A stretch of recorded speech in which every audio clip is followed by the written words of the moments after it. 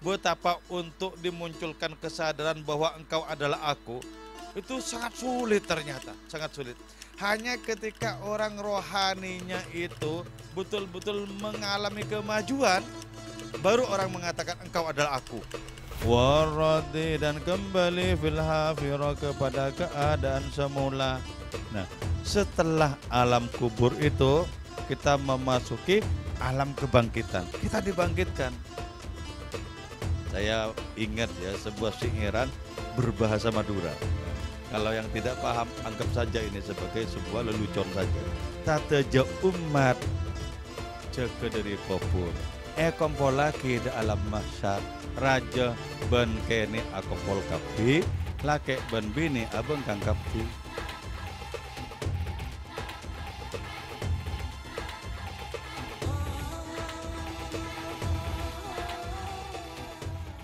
Pada malam ini kita akan melanjutkan kajian tentang mautin atau mawatin.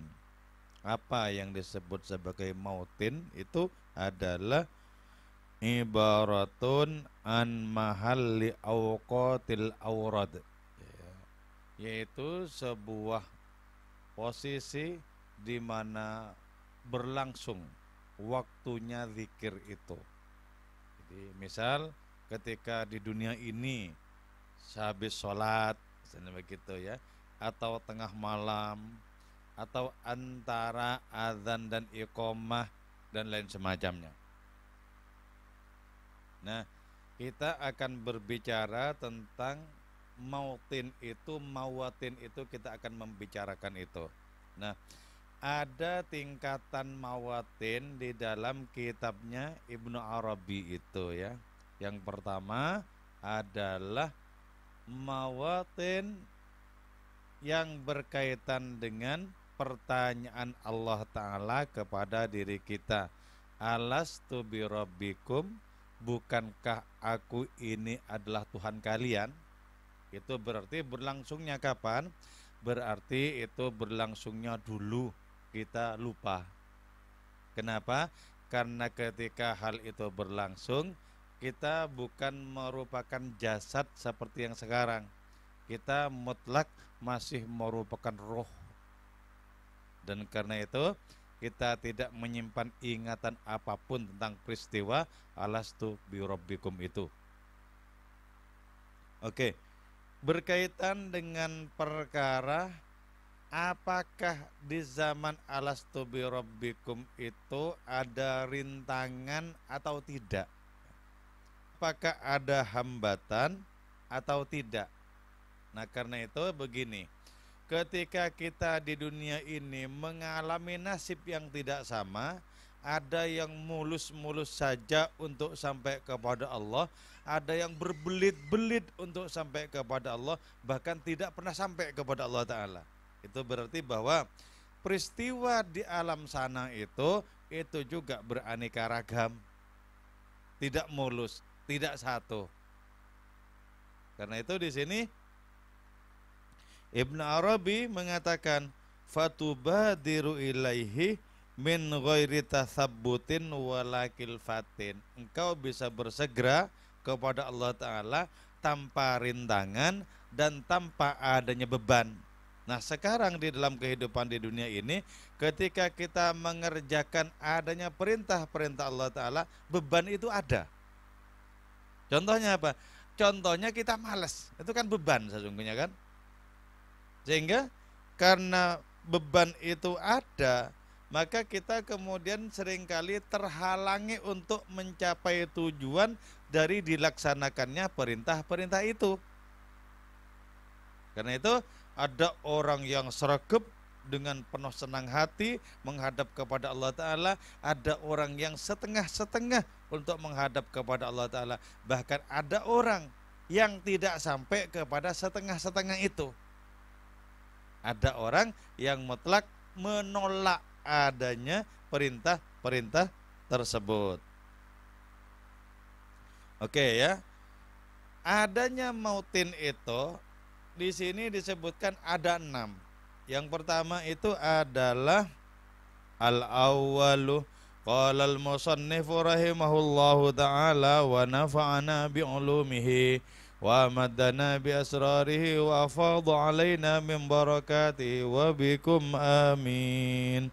Bismillahirrahmanirrahim. Al-awwal, adapun yang pertama, mautinu alastu bi rabbikum adalah kedudukan kita, posisi kita, tempat kita ketika kita mendapatkan pertanyaan dari Allah, alastu bi rabbikum, bukankah aku ini adalah Tuhan kalian. Wa qadim fasolna, dan sungguh telah memisahkan kami minhu terhadap itu mautin.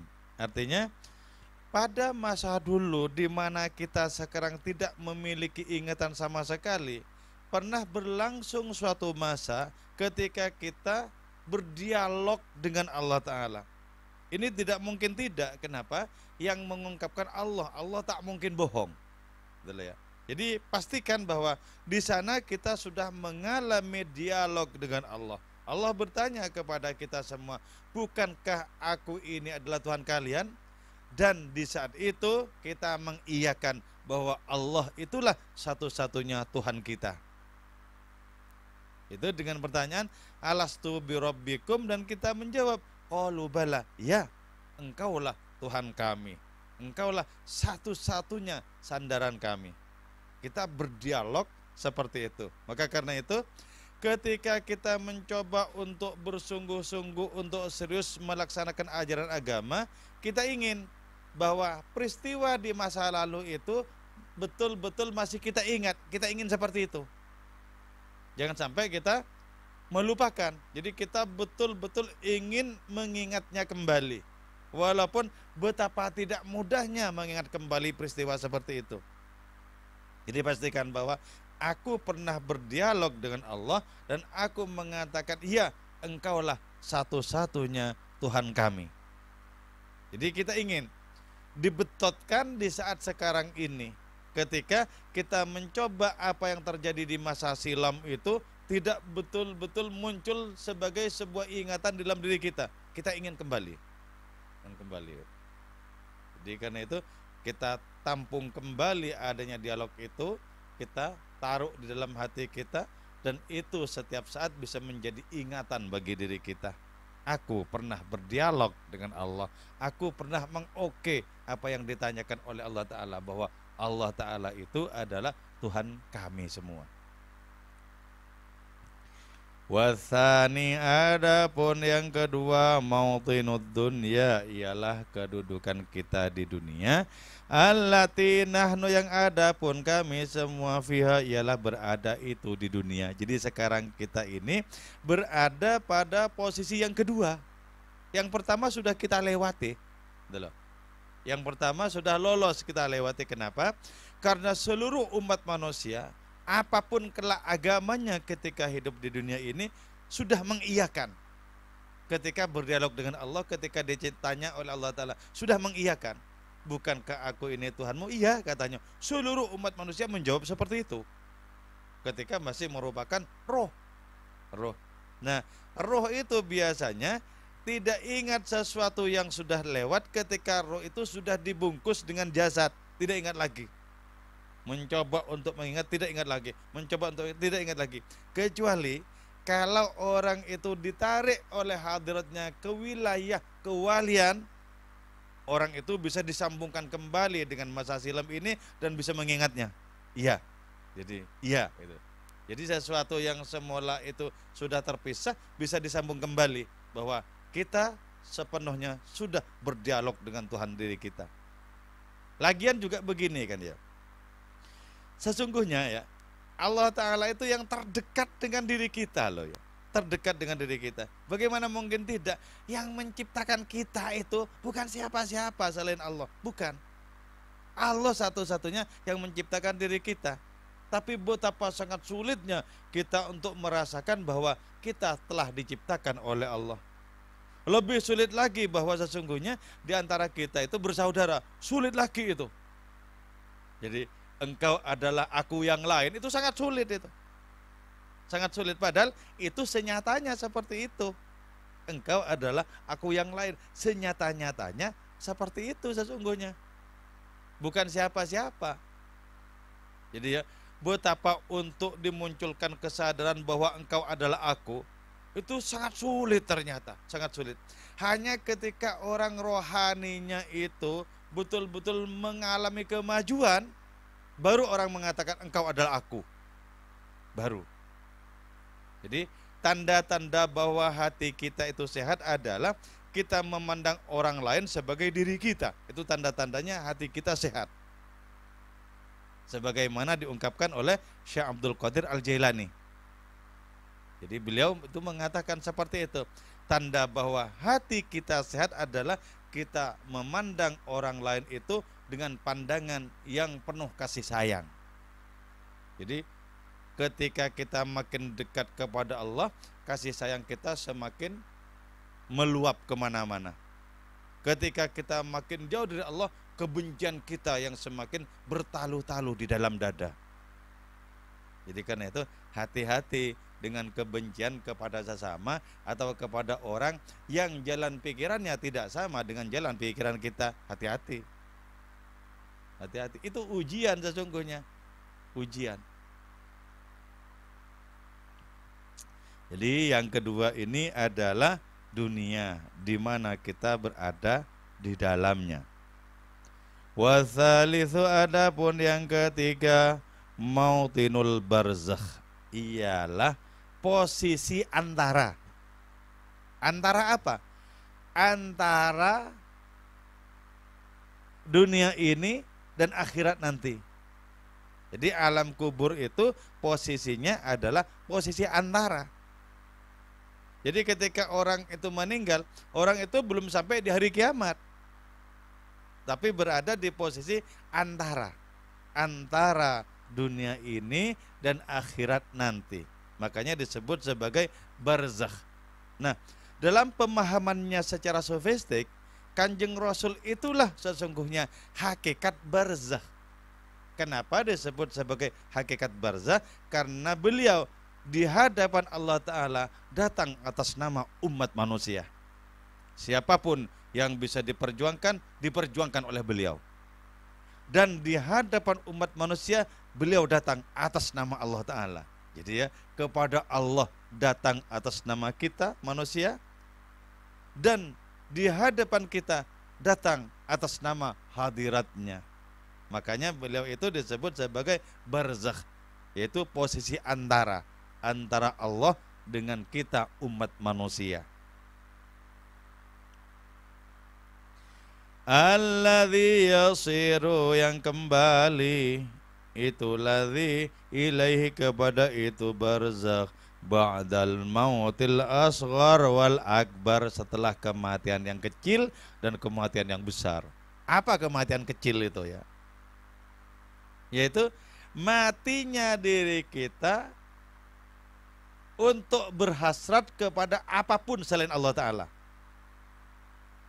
Matinya diri kita dalam berhasrat kepada apapun selain hadiratnya. Sekarang apa sudah mati? Belum ternyata ya. Banyak keinginan yang belum tercapai. Ini itu banyak sekali. Ketika dihitung sampai capek juga menghitungnya. Itu berarti apa? Belum mengalami mati kecil itu. Karena itu di dalam sabda Kanjeng Rasul, mutu qoblal mauti, matilah kalian sebelum datangnya kematian kepada fisik diri kita. Sebelum datangnya ajal itu loh, mati dulu dong gitu loh. Jadi karena itu kita sesungguhnya capek dengan pikiran-pikiran kita yang menginginkan macam-macam. Capek kan sebenarnya, capek. Jadi karena itu saya punya guru rohani, namanya Kiai Haji Muhammad Zuhri almarhum ya. Beliau itu didatangi oleh salah seorang pengusaha dari Jakarta, dan pengusaha itu bilang, guru, kalau nanti sukses rencana saya membangun pabrik, nanti rumah guru ini akan saya pugar, akan saya ganti dengan gaya Spanyolan paling trendy. Duh, ampun, kata Pak Mul, ampun. Tidak usah menjanjikan seperti itu.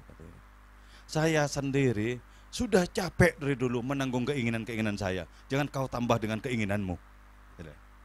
Jadi capek loh, capek. hal-hal yang membuat diri kita capek jangan kita teruskan untuk kita lakukan terus-menerus, jangan. Jadilah orang yang ringan hidupnya, yang seperti sangat mudah untuk terbang kemanapun dia mau. Begitu, jangan dibikin berat oleh berbagai macam hasrat dan keinginan kepada yang lain. Jangan mau gitu loh. Jadi memang banyak janji-janji kepada diri kita untuk kita menginginkan berbagai macam hal. Tolaklah, jangan. Jadi karena itu ya, pernah suatu saat saya bermain dengan seorang teman kepada Pak Moh ini. Ketika teman saya itu berbicara, nanti Pak Moh, insya Allah kalau ini saya, udah jangan, nggak usah berjanji mau kesini lagi, jangan, itu berat kok, berat. Jadi gitu loh maksudnya. Jadi berjanji itu berat sekali. Wong janji kepada Allah Ta'ala sering tidak ditepati, apalagi kepada manusia. Jadi nggak usah berjanji macam-macam, nggak usah. Jadi jadikan diri kita itu ringan, seringan-ringannya, gitu ya. Jadi kematian yang kecil itu adalah kematian nafsu kita kepada segala damba. Kematian diri kita kepada segala damba. Saya masih ingat dalam sebuah film serial Tolyong To zaman dulu tuh ya, tahun-tahun 95. Saya masih ingat ada seorang biksu yang dihukum ya, untuk memikul air ke tempat yang jauh. Biksu itu kemudian hanya mewiridkan satu kalimat yang dibaca berulang-ulang. Aku berasal dari tiada untuk kembali tak ada. Asik ya. Aku berasal dari tiada untuk kembali tak ada. Lepaskan diriku dari segala damba, maka aku akan memasuki cakrawala pembebasan. Itu kan betul-betul kalimat yang sangat hebat, saya kira. Hebat ya. Berasal dari tiada untuk kembali tak ada. Kan begitu. Jadi untuk apa mengada-ngada dengan sangat berat? Wong asal usulnya tidak ada kok. Kan gitu. Aku berasal dari tidak ada untuk kembali tiada. Lepaskan diriku dari segala damba. Macam-macam keinginan kepada segala hal itu kan damba itu. Bebaskan dirimu dari segala damba apapun itu, maka kau akan memasuki apa? Cakrawala pembebasan. Jadi hidup itu untuk pembebasan itu sesungguhnya. Karena itu jangan diberat-beratkan diri kita oleh berbagai macam damba. Bebaskan. Jadi karena itu betapa pentingnya kita membebaskan diri. Kalaupun kita bekerja ya sekedarnya saja untuk mengikuti adanya program-program kehidupan, kan begitu aja. Ya itu programnya begitu ya, kita kerjakan. Hasil tak berhasil, oh ya bukan di tanganku itu, gitu aja. Kerjakan yang serius itu aja. Jangan terlalu nyemaneng ke sana pikiran kita. Bukan di situ kita hidup kok. Bukan. Kalau mau nyemanenglah kepada Allah Ta'ala. Engkaulah kiblatku, kan begitu. Wal akbar, dan kematian yang besar itu datangnya ajal kepada diri kita. Maka karena itu hendaklah kita mati sebelum kita tertimpa oleh ajal. Bagus kalau begitu. Jadi ditawari ini, ditawari itu, aku sudah mati dari segala itu. Kalaupun aku terima pemberianmu, itu dalam rangka menyenangkanmu kok sebenarnya. Iya toh? Iya, menyenangkan. Dikasih apa sama orang dipakai untuk menyenangkan, kan begitu. Bukan dari senangnya kepada hal seperti itu, bukan. Untuk menyenangkan yang ngasih itu sebenarnya, kan begitu. Pakai. Lama-lama habis dikasih lagi. Pakai lagi, kasih lagi. Biar senang. Oke ya.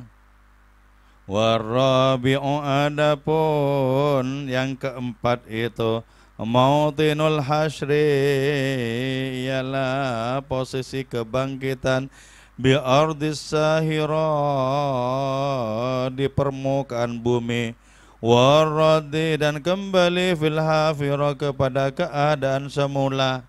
Nah, setelah alam kubur itu kita memasuki alam kebangkitan. Kita dibangkitkan. Saya ingat ya sebuah syairan berbahasa Madura. Kalau yang tidak paham, anggap saja ini sebagai sebuah lelucon saja. Sateja umat jaga dari kubur. Kompol lagi di alam mahsyar. Raja ben kene akompol kabeh, laki ben bini abeng kang kabeh. Semuanya akan dibangkitkan. Dibangkitkan nanti. Semuanya akan dibangkitkan. Siapakah yang ingin ketika dibangkitkan kelak itu tidak telanjang? Kan gitu. Kita kan ingin menggunakan pakaian terbaik kan begitu. Jadi karena itu jangan sampai ditautkan hati kita kepada dunia yang sementara ini. Tautkanlah hati kita kepada hadiratnya. Maka kita akan dibangkitkan dengan pakaian paling gemilang, paling cemerlang, paling bagus. Berpakaian, yang lain-lain telanjang, kita bisa berpakaian. Jadi tautkan batin kita kepada asal usul diri kita, yaitu Allah Ta'ala. Jangan tautkan kepada segala yang fana dan musnah oleh tamparan waktu. Jangan sampai.